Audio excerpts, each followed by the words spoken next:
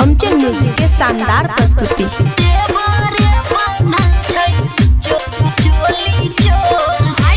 खुशी recording studio बलुआहा।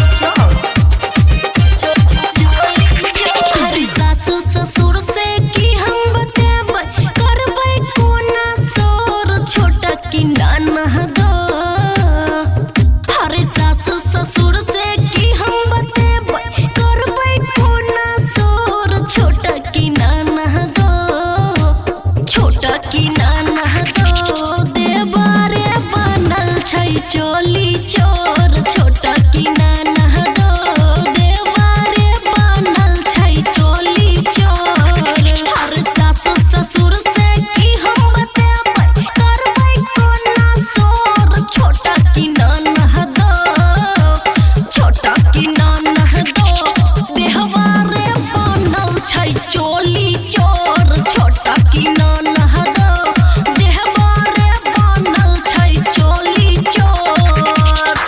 Recording studio बलुआहा।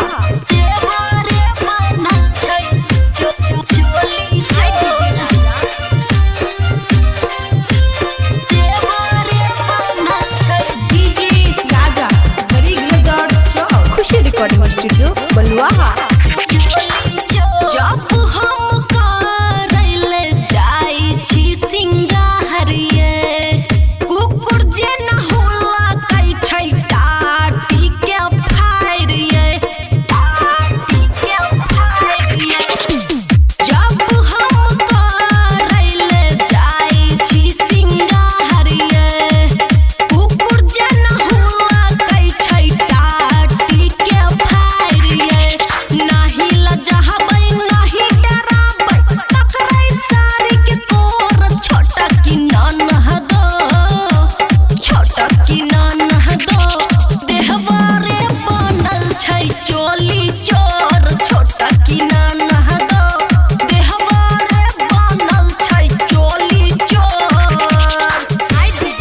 खुशी recording studio बलुआहा।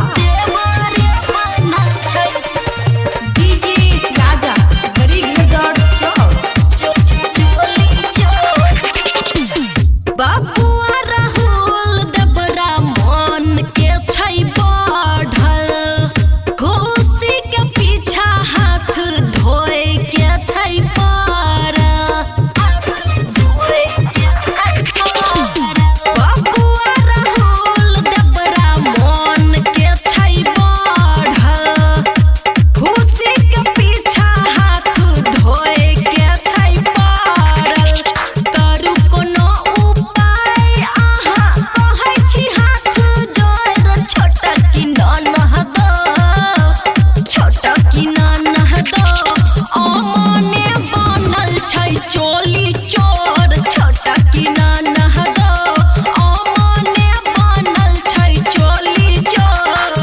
हर सासु ससुर से की हम बतेबै करबै कोना सोर छोटा की नाना दो छोटा की नाना दो देवारे बनल छै चोली चोर छोटा की नाना दो देवारे बनल छै चोली चोर। खुशी रिकॉर्डिंग स्टूडियो बलुआहा।